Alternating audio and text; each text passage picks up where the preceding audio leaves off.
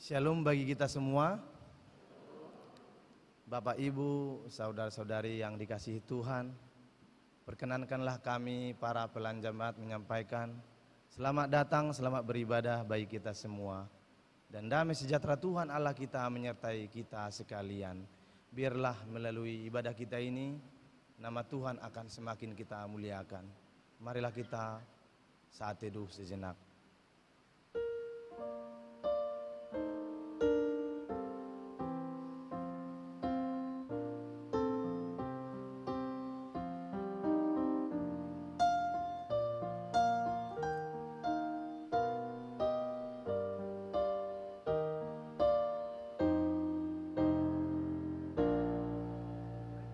Amin. Marilah kita memulai ibadah kita. Kita memuji Tuhan dari Kidung Jemaat nomor 85 ayat 1 sampai 3.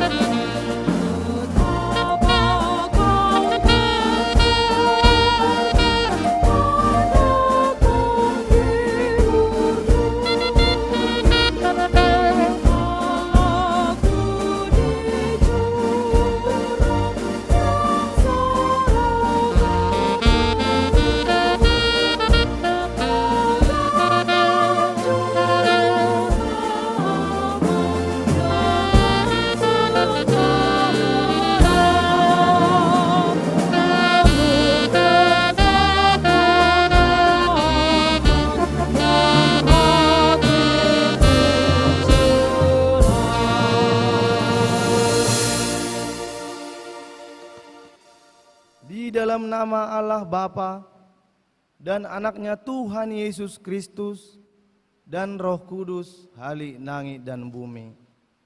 Amin. Katakanlah kepada putri Sion, sesungguhnya keselamatanmu datang. Sesungguhnya mereka yang menjadi upah jerih payahnya ada bersama-sama dia. Dan mereka yang diperolehnya berjalan di hadapannya. Haleluya.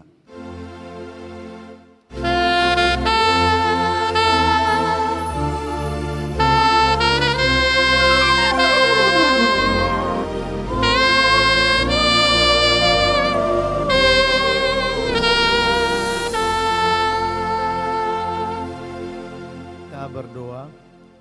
Ya Tuhan Allah yang Maha Kuasa, Halik langit dan bumi, karena kasih setiamu lah kami dapat memasuki tahun gereja yang baru ini. Berikanlah ya Tuhan roh-Mu serta kebijaksanaan kepada jemaat-Mu, agar kemuliaan-Mu semakin nyata dan berkuasa di tengah-tengah kami. Berikanlah kekuatan dan sukacita kepada hamba-hamba-Mu untuk memberitakan firman-Mu, agar persekutuan kami kepadamu semakin sempurna. Berikanlah kepada kami kekuatan untuk berbakti kepadamu di dalam iman yang benar, agar kami bertahan sampai akhir, karena anak-Mu Tuhan Yesus Kristus Tuhan kami. Amin. Jemaat duduk kembali.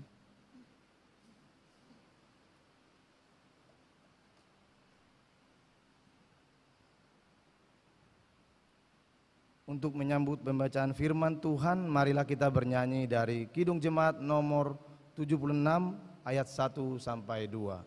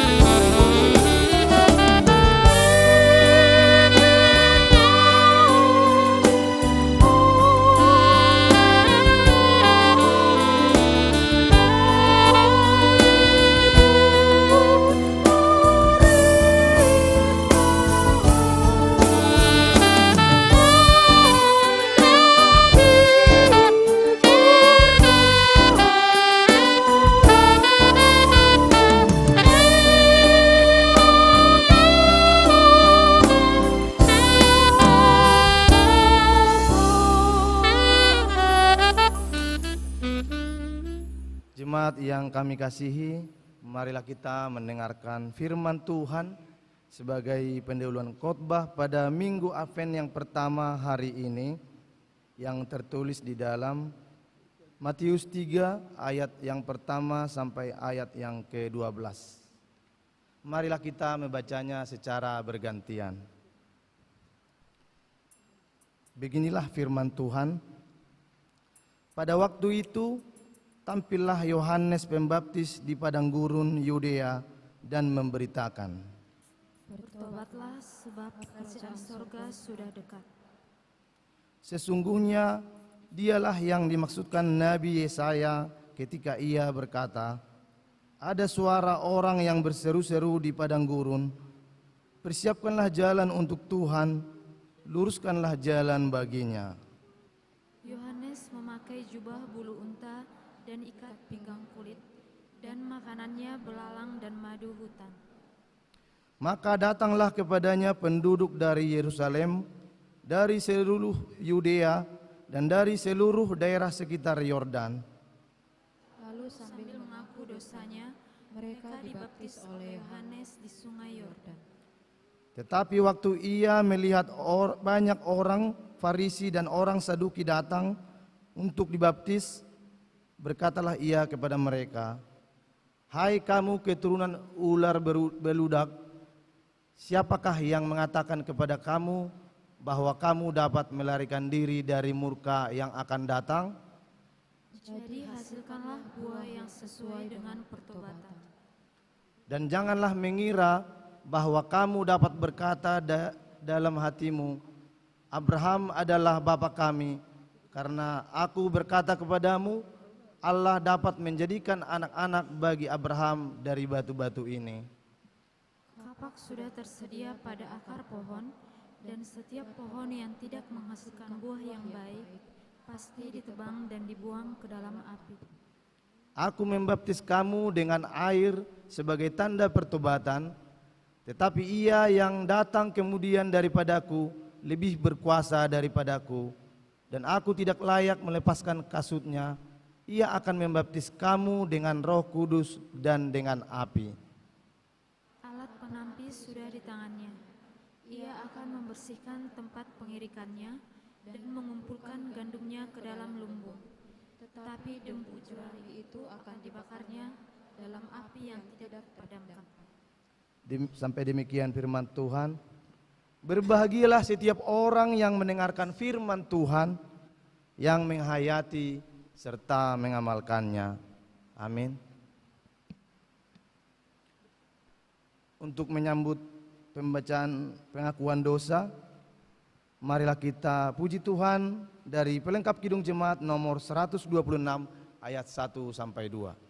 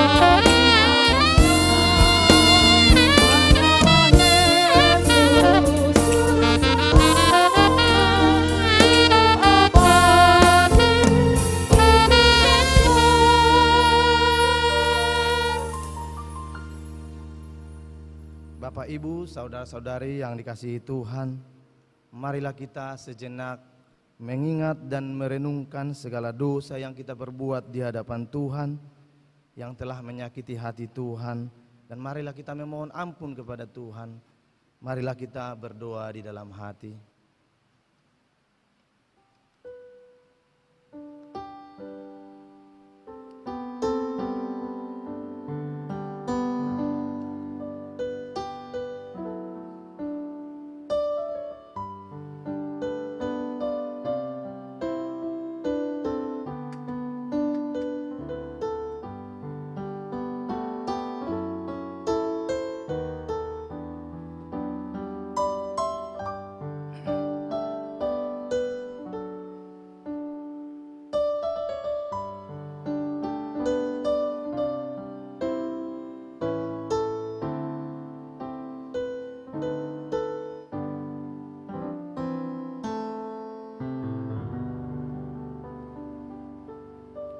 Bapa kami yang Maha Pengasih, kami datang bersembah sujud di hadapan-Mu, mengaku dan menyesali segala dosa dan pelanggaran kami.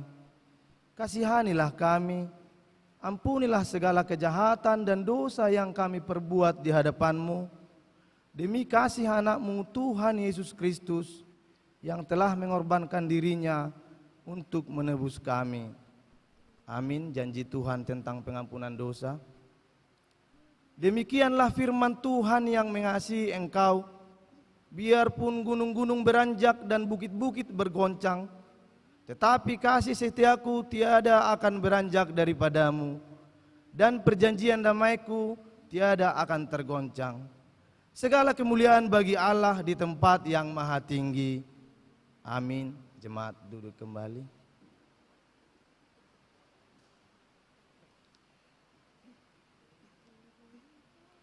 Marilah kita menyanyikan pujian syukur kita dari pelengkap Kidung Jemaat nomor 242 ayat 1 sampai 2.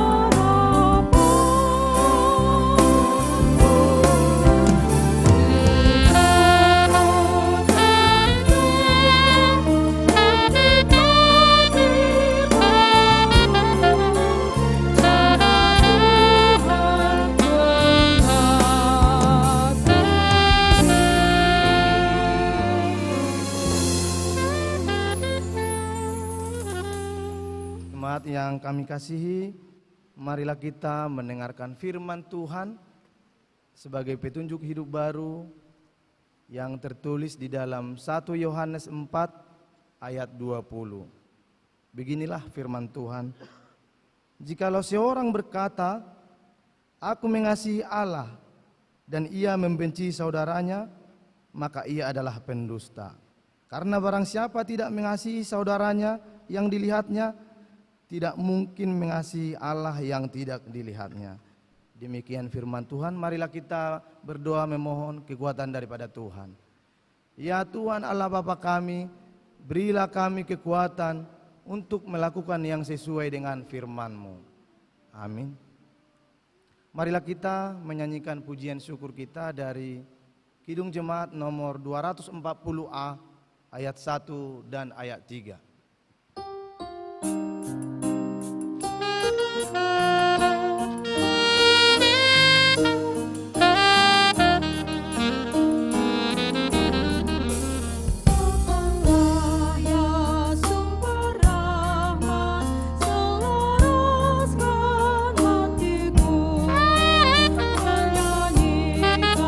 Kasih sama yang tak kunjung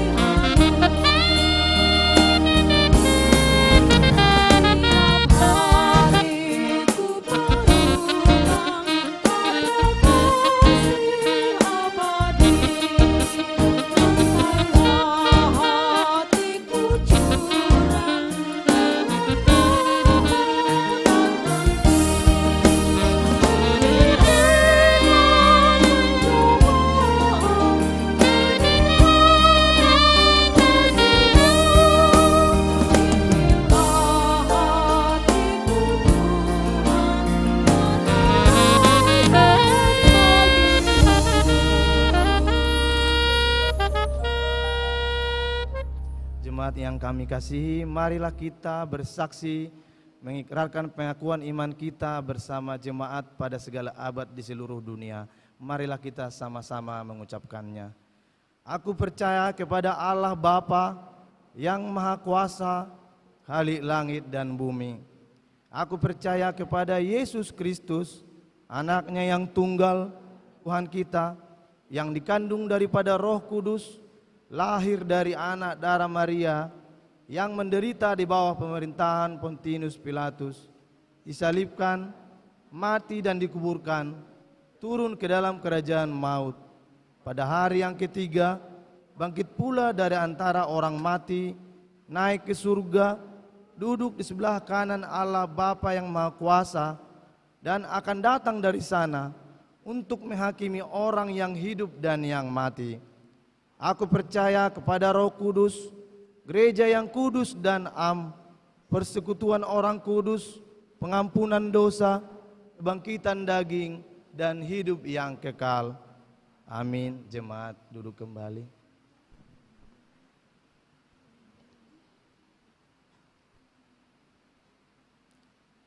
Jemaat yang dikasihi Tuhan, marilah kita mendengarkan pujian dari mahasiswa-mahasiswa Ekonomi Pembangunan USU.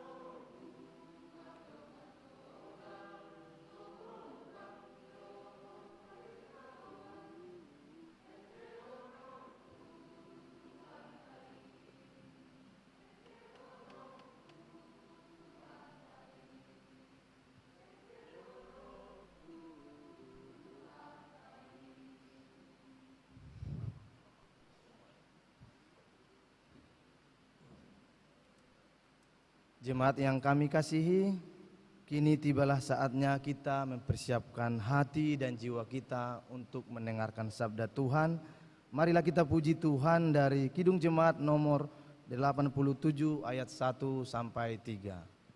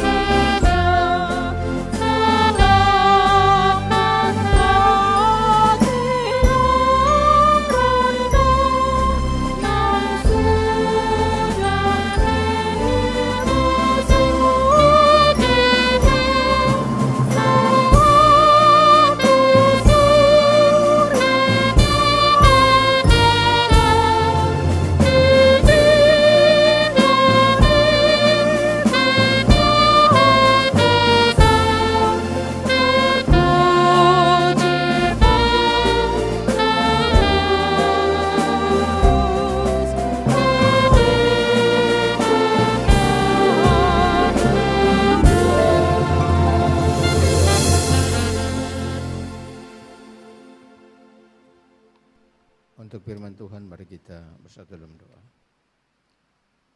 Damai yang melampaui segala akal dan pikiran, itulah kiranya yang menyertai kami, hati dan pikiran kami pada saat ini.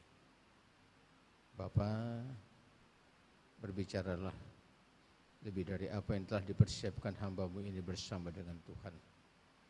Hamba-Mu menyatakan bahwa tiada mungkin kebenaran firman Allah boleh terkatakan dari tempat yang mulia ini tanpa kuasa Roh Kudus-Mu.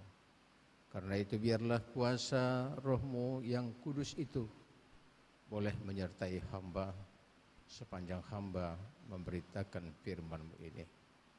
Berkati hati dan pikiran kami semuanya menjadi lahan yang subur bagi benih-benih kebenaran kerajaan Tuhan yang Kau semaikan. Berfirmanlah Bapa, karena kami telah siap untuk mendengar. Dalam nama Tuhan Yesus Kristus kami sudah berdoa dan ucap syukur. Amin.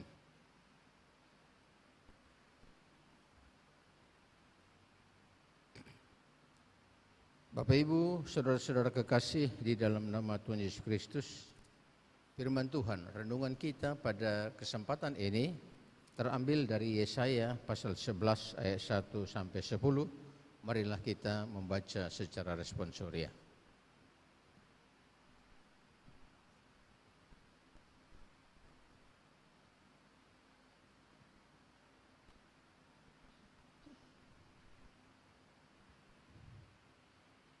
Kita mulai.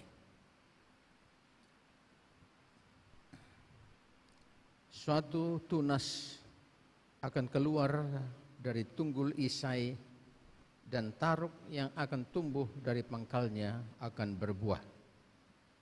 Roh Tuhan akan ada padanya, roh hikmat dan pengertian, roh nasihat dan keperkasaan, roh pengenalan dan takut akan Tuhan. Ya, kesenangannya ialah takut akan Tuhan. Ia tidak akan menghakimi dengan sekilas pandang saja atau menjatuhkan keputusan menurut kata orang. Tetapi ia akan menghakimi orang-orang lemah dengan keadilan dan akan menjatuhkan keputusan terhadap orang-orang yang tertindas di negeri dengan kejujuran. Ia akan menghajar bumi dengan perkataannya seperti dengan tongkat, dan dengan nafas mulutnya ia akan membunuh orang fasik. Ia tidak akan menyimpang dari kebenaran dan kesetiaan, seperti ikat pinggang tetap terikat pada pinggang. Serigala akan tinggal bersama domba, dan macan tutul akan berbaring di samping kambing. Anak lembu dan anak singa akan makan rumput bersama-sama, dan seorang anak kecil akan menggiringnya. Lembu dan beruang akan sama-sama makan rumput, dan anaknya akan sama-sama berbaring, sedang singa akan makan jerami seperti lembu. Anak yang menyusu akan bermain-main dekat yang dan anak yang cerai susu akan mengulurkan tangannya ke sarang ular beludak. Tidak ada yang akan berbuat jahat atau yang berlaku busuk di seluruh gunungku yang kudus, sebab seluruh bumi penuh dengan pengenalan akan Tuhan, seperti air laut yang menutupi dasarnya. Maka pada waktu itu, taruk dari pangkal Isai akan berdiri sebagai panji-panji bagi bangsa-bangsa. Dia akan dicari oleh suku-suku bangsa, dan tempat kediamannya akan menjadi mulia. Sampai sejauh ini pembacaan firman bagi kita. Saudara-saudara kekasih di dalam nama Tuhan Yesus Kristus, nubuat ini, janji Tuhan tentang Raja Damai yang akan datang ini sesungguhnya disampaikan kepada kerajaan Yehuda, yaitu Israel Selatan, yang pada masa itu dipimpin oleh seorang raja yang bernama Ahaz. Ada apa dengan kerajaan Yehuda?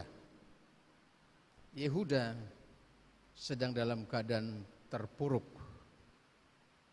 Yehuda sedang dalam keadaan jatuh miskin, menjadi kerajaan yang nyaris bangkrut. Kenapa? Karena Yehuda mengandalkan manusia, tidak mengandalkan Tuhan. Bapak Ibu Saudara, semula kerajaan Israel Utara mengajak kerajaan Israel Selatan untuk berkoalisi menghadapi Asyur. Tetapi kerajaan Israel Selatan tidak mau, tidak sudi berkoalisi. Akibatnya kerajaan Israel Utara marah dan berkeinginan untuk menyerang, menguasai kerajaan Israel Selatan. Nah, Bapak Ibu Saudara, oleh karena ketakutannya, kerajaan Israel Selatan berkoalisi, memanggil Asyur untuk berkoalisi dengan dia, membangun kekuatan menghadapi Israel Utara. Ketika keputusan ini diambil oleh Raja Ahab, Yesaya diutus oleh Tuhan supaya mengatakan bahwa Raja Ahaz jangan sampai mengandalkan manusia. Diingatkan bahwa Asyur itu adalah manusia, janganlah bersandar kepadanya, tapi bersandarlah kepada Tuhan. Nah, Bapak Ibu Saudara, Ahaz tidak mendengarkan teguran dari Yesaya. Ahaz tetap berkoalisi dengan Asyur. Ketika perang memang Yehuda dan Asyur bersama-sama dengan Asyur mengalahkan Israel Utara. Mereka menang. Tapi akibatnya Bapak Ibu Saudara, setelah menang, Asyur menagih biaya perang kepada Yehuda. Yehuda dipaksa memberikan upeti-upeti yang besar, membayar biaya perangnya yang dihabiskan oleh Asyur melawan Israel Utara. Nah, Bapak Ibu Saudara, akhirnya secara politik dan secara ekonomi Yehuda terobrak-abrik, tidak sanggup lagi. Dan saya katakan di awal tadi, kerajaan ini hampir bangkrut. Mereka susah, jatuh dalam penderitaan yang berat. Pada saat itulah Tuhan kembali mengutus Yesaya untuk menyampaikan bahwa janjinya akan digenapi. Inilah efek dari orang-orang yang mengandalkan manusia. Ketika dia mengandalkan manusia bukan mengandalkan Tuhan, maka walau kemenangan sudah diraihnya, tetapi masih berakibat negatif kepada Yehuda. Nah, pesannya bagi kita Bapak Ibu Saudara, kalau kita mempunyai masalah apapun itu, datanglah kepada Tuhan. Berserahlah kepada Tuhan dalam doa dan penyerahan diri yang sungguh-sungguh.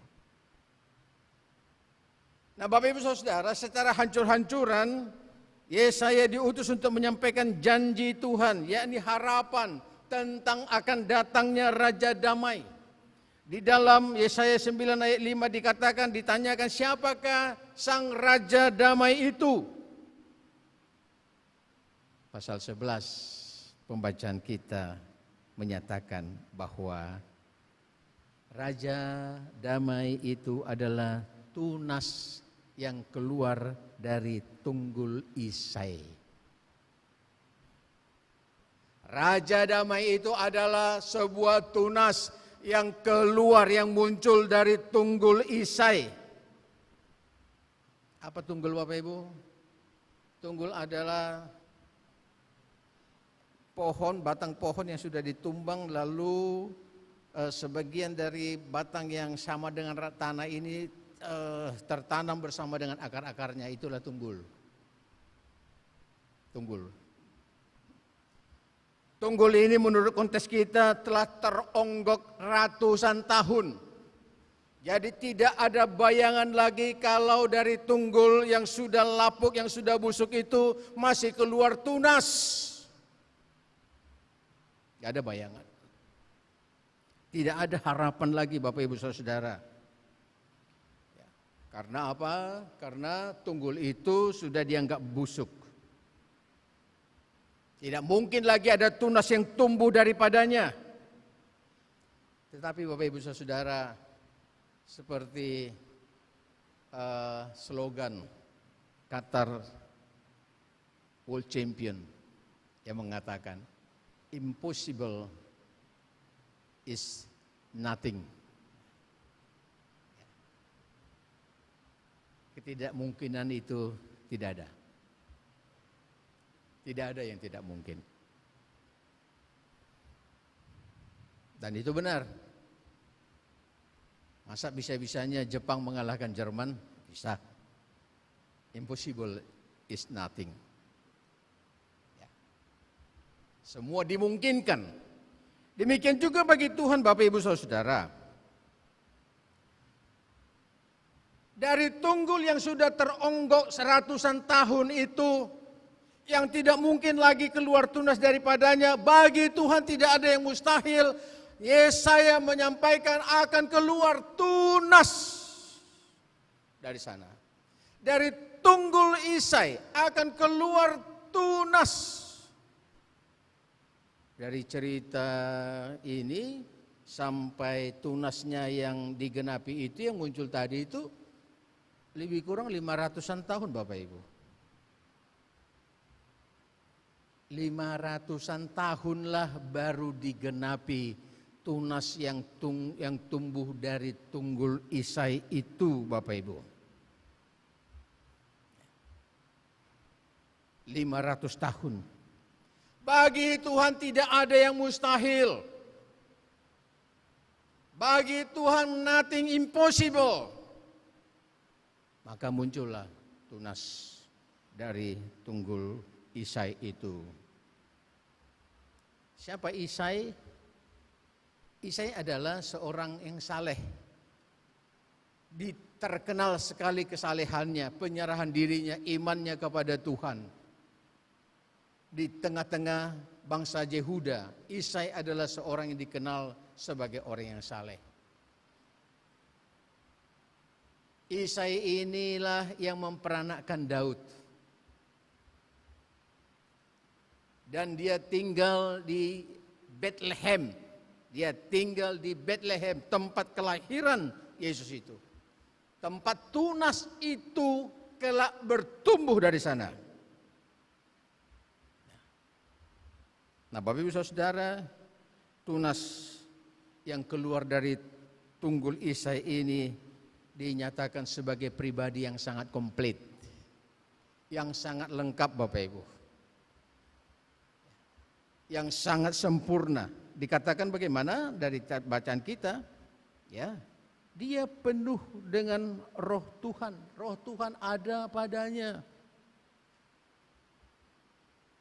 Kemudian dikata lagi roh hikmat, roh pengertian, roh nasihat, dan keperkasaan, roh pengenalan, dan takut akan Tuhan. Kesenangannya dikatakan juga adalah takut akan Tuhan. Itu ciri dari pribadi yang digambarkan sebagai tunas yang tumbuh dari tunggul Isai tadi. Komplit. Pribadi yang sangat sempurna Bapak Ibu Saudara. Dan dikatakan dan dipastikan juga bahwa tunas itu akan tumbuh dan berbuah. Buahnya adalah menghadirkan kehidupan yang penuh damai sejahtera. Suasana sorga diturunkan ke bumi ini, ke dunia ini. Bagaimana kedamaian, kebahagiaan, ketenangan, keamanan yang ada di sorga turun ke dunia ini. Gambarannya dikatakan serigala berdampingan dengan domba, macan tutul berbaring di samping kambing, anak lembu, anak singa makan rumput bersama-sama. Anak-anak kecil yang lepas susu bermain-main di liang ular tedung. Tidak ada masalah Bapak Ibu Saudara. Ya. Tidak ada lagi yang berbuat jahat. Tidak ada lagi yang berlaku busuk. Semuanya menghadap Tuhan, mengenal Tuhan, mengenal kehendak Tuhan dan melakukannya. Tentang kemampuannya Bapak Ibu, tentang kualitas sang Raja damai, Raja damai yang dikatakan dalam yang dijanjikan oleh Yesaya ini adalah ia dikatakan tidak menghakimi sekilas pandang saja. Ya, tapi dengan data-data tentu seperti itu. Mau menjatuhkan keputusan dengan data-data yang komplit, mempertimbangkan semua barang bukti yang terjadi. Saya pernah buru-buru diantar ke rumah sakit kira-kira jam 1 pagi. Ya karena gak enak perasaan saya suruh anak saya, bawa dulu saya, Amang, ke rumah sakit. Dari rumah sakit itu langsung masuk tidur di UGD. Setelah tidur beberapa waktu, datang seorang perawat mau menyuntik saya. Loh, kenapa kau suntik saya? Kau lihat wajahku terus mau kau suntik saya. Belum kau periksa. Tapi disuruh dokter, Pak. Apa penyakit saya, apa gangguan saya yang saya alami, Anda tidak tahu, dokter juga tidak tahu. Sebab dia belum memeriksa saya. Dendam apa kamu dengan saya bilang. Hanya lihat wajah saya terus mau disuntiknya saya. Itu luar biasa Bapak Ibu. Tunas yang tumbuh ini tidak menghakimi dengan sekilas pandang saja. Tidak. Dia mau ke akar-akarnya, akar-akar persoalannya baru menjatuhkan keputusan. Tidak juga menjatuhkan keputusan menurut kata orang. Pengadilan Pilatus. Pilatus sudah memeriksa Yesus. Dia mengatakan, aku tidak menemukan kesalahan apapun pada orang ini. Salibkan dia, salibkan dia. Diperiksa berulang-ulang, dia tidak menemukan. Lalu dia mencoba untuk membela orang ini. Aku akan memilih apakah aku melepaskan Yesus, orang Nazaret ini, atau melepaskan Barnabas. Salibkan dia, salibkan dia. Lalu Bapak Ibu Saudara, Pilatus pun menjatuhkan keputusan menurut kata orang. Tapi tunas yang tumbuh ini tidak akan menjatuhkan keputusan menurut kata orang. Dijelaskan lagi kepada kita Bapak Ibu Saudara, tunas yang tumbuh ini ia tidak akan menghakimi, ia akan menghakimi orang lemah dengan keadilan.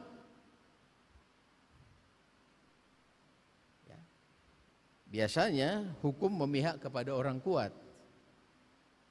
Tapi tunas yang tumbuh ini memihak pada kebenaran, menghakimi orang-orang lemah dengan keadilan. Ya. Biasanya hukum di dunia ini memihak kepada yang berani bayar, bukan yang berani benar, bukan. Sindiran-sindiran seringkali kita dengar hukum itu tumpul ke atas dan tajam ke bawah. Seperti parang. Badannya tumpul, bawahnya tajam. Dan ia akan menjatuhkan keputusan di dalam kejujuran. Seperti ikat pinggang tetap melekat pada pinggang. Bapak Ibu Saudara, inilah janji Tuhan yang akan digenapi Allah dalam Kristus. Jadi ketuhanan Yesus Kristus itu bukanlah sesuatu yang datang dari apa yang dilakukannya, bukan dilegalisir oleh apa yang sudah dilakukan dalam hidupnya, tetapi karena dia adalah penggenapan janji Tuhan sebagai Raja Damai yang mana roh Allah ada padanya. Bukan karena keajaiban-keajaiban yang pernah dilakukan Yesus maka dia dikatakan Tuhan, tidak. Mungkin ada juga orang yang seperti itu bisa melakukan keajaiban-keajaiban. Seperti Fir'aun dengan Musa. Musa bisa menjadikan tongkat kayu jadi ular, Fir'aun juga bisa melakukan itu. Nah, Bapak Ibu Saudara kekasih dalam Kristus Yesus, ketuhanan Yesus sekali lagi saya katakan bukanlah hasil dari legitimasi dari apa berdasarkan apa yang sudah dilakukannya, bukan, tapi karena dia adalah pribadi yang menggenapi janji Tuhan yang datang sebagai Raja Damai, di mana dia padanya ada Roh Allah. Bapak Ibu Saudara, Yesus Sang Raja Damai adalah tunas yang keluar dari tunggul Isai. Ini mau mengisyaratkan bahwa dia adalah Tuhan yang sungguh-sungguh hidup dan sumber kehidupan serta pemberi kehidupan. Dari kayu yang mati keluarlah sesuatu yang hidup. Ini adalah mengisyaratkan bahwa Tuhan kita di dalam Kristus Yesus itu adalah Tuhan yang hidup. Tidak ada kehidupan di luar Dia. Dikatakan Yesus adalah roti hidup, Yesus adalah air kehidupan, Yesus adalah jalan kehidupan kekal.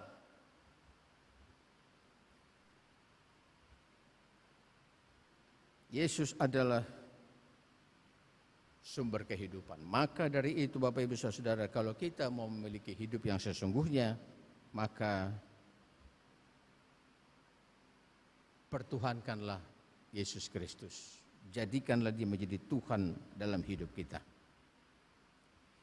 Yesus Kristus adalah tunas yang muncul dari tunggul Isai. Isyarat bahwa dia adalah Tuhan yang sangat-sangat rendah hati. Tidak ada lagi yang lebih rendah dari tunggul yang sudah busuk di tanah. Tidak ada lagi yang ada di bawah tunggul yang sudah hampir busuk, sudah busuk ratusan tahun teronggok di sana. Bapak Ibu Saudara, beberapa teks dalam Alkitab dikatakan Yesus telah meninggalkan sorga dan meninggalkan kealahannya. Dia walaupun setara dengan Allah, tetapi itu tidak menjadi sesuatu yang harus dipertahankannya, melainkan dia mengambil rupa seorang hamba. Filipi 2 ayat 5-8. Kerendahannya juga terbukti ketika dia lahir di kandang domba. Karena itu Bapak Ibu Saudara, panggilannya bagi kita, marilah kita belajar dari kerendahan hati Sang Kristus itu. Kristus adalah tunas yang tumbuh dari tunggul Isai. Tunggul kayu yang sudah tertanam di dalam tanah ratusan tahun teronggok di sana, yang tiada lagi memberi harapan, tidak mungkin lagi ada tunas keluar dari sana, ternyata memberikan harapan baru. Kebenaran ini memanggil kita supaya kita tidak pernah berhenti dalam berpengharapan. Dalam berpengharapan. Walau sudah terlihat sangat lama, walau sudah terlihat terkubur, tidak ada harapan lagi, tetapi bangkitkanlah pengharapanmu kepada Kristus dan izinkanlah Sang Raja Damai itu berkarya dalam hidupmu. Sebab Tuhan mempunyai waktu tersendiri dan waktu Tuhan adalah waktu yang terbaik. Tuhan Yesus Kristus sebagai penggenapan dari nubuat Yesaya ini adalah tunas tunggul Isai, di mana dikatakan Roh Tuhan ada padanya. Inilah yang memampukan dia melakukan segala sesuatunya dengan sempurna. Maka panggilannya bagi kita Bapak Ibu, izinkanlah Roh Tuhan memimpin kita. Izinkanlah Roh Tuhan memasuki dirimu. Undanglah Roh Tuhan untuk memimpin hidup kita. Roh Tuhan sudah diberikan, sudah diutus kepada kita. Hanya saja, adakah kita telah membukakan hati kita baginya?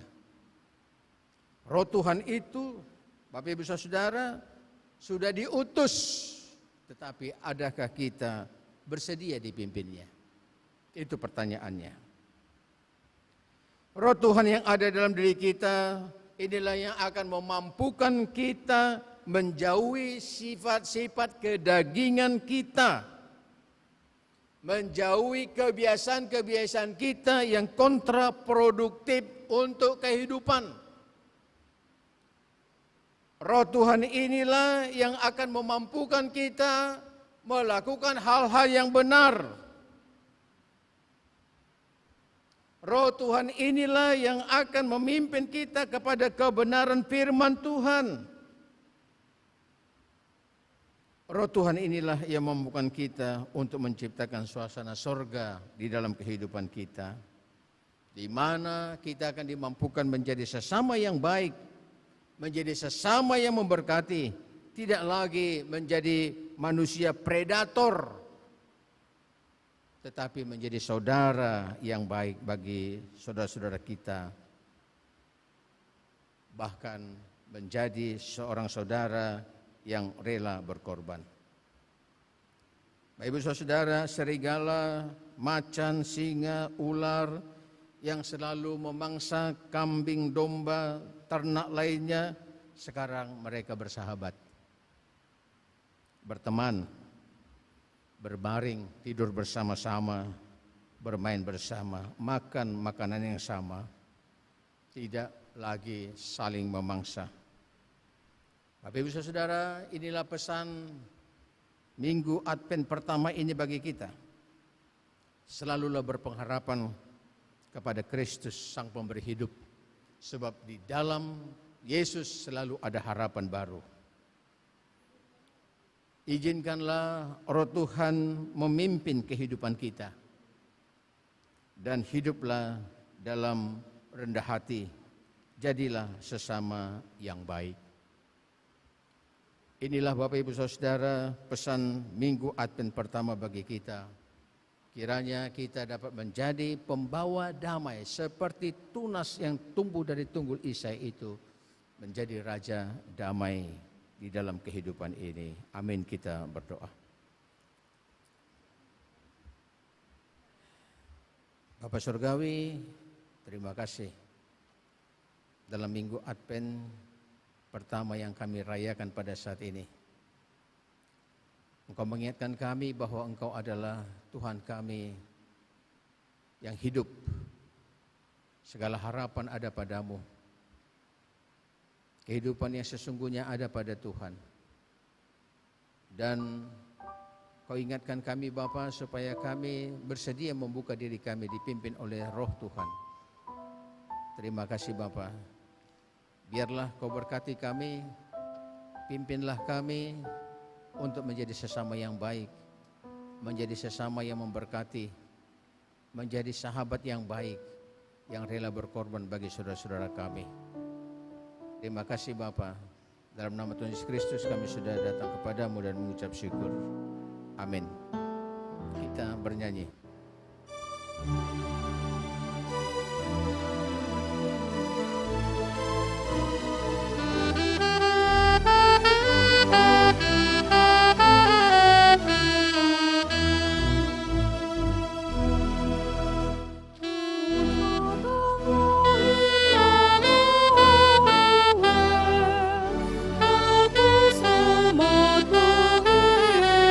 Israel,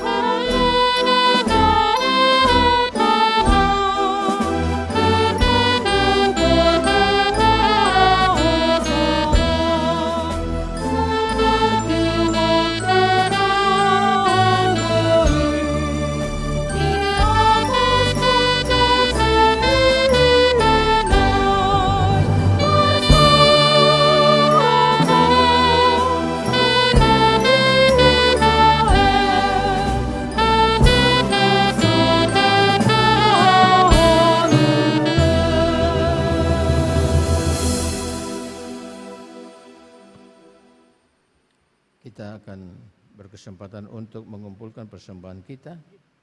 Untuk itu kami membacakan buat kita apa yang menjadi dasar persembahan kita. Galatia 6 ayat 9, demikian firman Tuhan.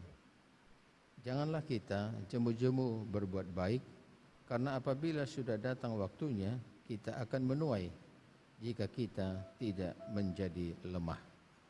Sedemikian jauh, marilah kita mengumpulkan persembahan kita.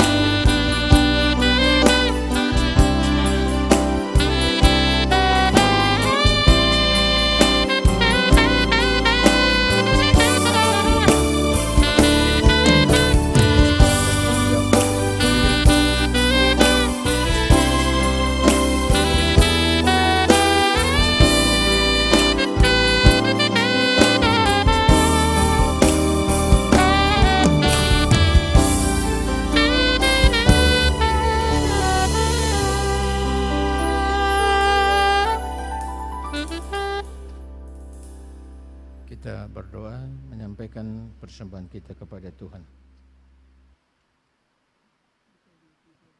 Ya Allah, Bapa kami yang di sorga, kami mengaku dengan setulus hati Engkaulah sumber segala berkat dan karunia. Di sini kami memberikan persembahan syukur kami kepadamu. Terimalah persembahan umat-Mu dan berkatilah menjadi alat kesaksian, persekutuan dan pelayanan jemaat-Mu ini. Jadikanlah hidup kami persembahan yang berkenan kepadamu, dan pakailah hidup kami untuk turut menghadirkan tanda-tanda kerajaan-Mu di seluruh dunia ini. Kasih, keadilan, damai, sejahtera, dan sukacita. Bukalah hati kami oleh Roh Kudus-Mu, agar kami senantiasa mengucapkan syukur kepadamu. Di dalam nama Yesus Kristus Tuhan kami. Amin.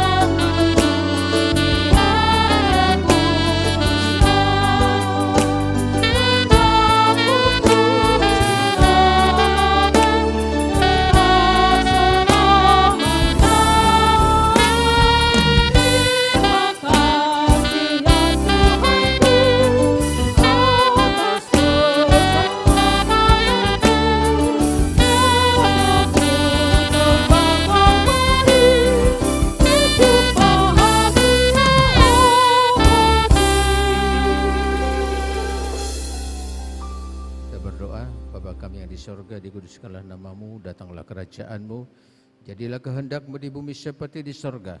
Berikanlah kami pada hari ini makanan kami yang secukupnya, dan ampunilah kami akan kesalahan kami seperti kami juga mengampuni orang yang bersalah kepada kami. Dan janganlah membawa kami ke dalam pencobaan, tetapi lepaskanlah kami daripada yang jahat.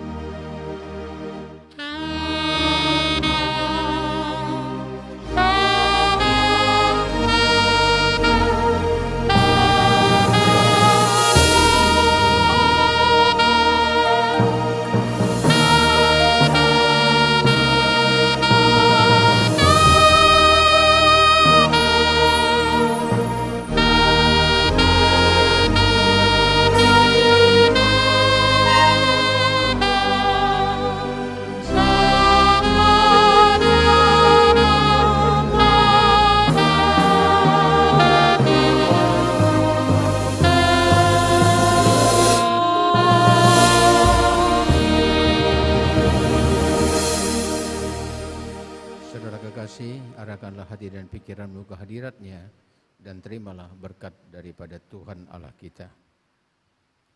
Tuhan memberkati engkau dan melindungi engkau. Tuhan menyinari engkau dengan wajahnya dan memberi engkau kasih karunia. Tuhan menghadapkan wajahnya kepadamu dan memberi engkau damai sejahtera.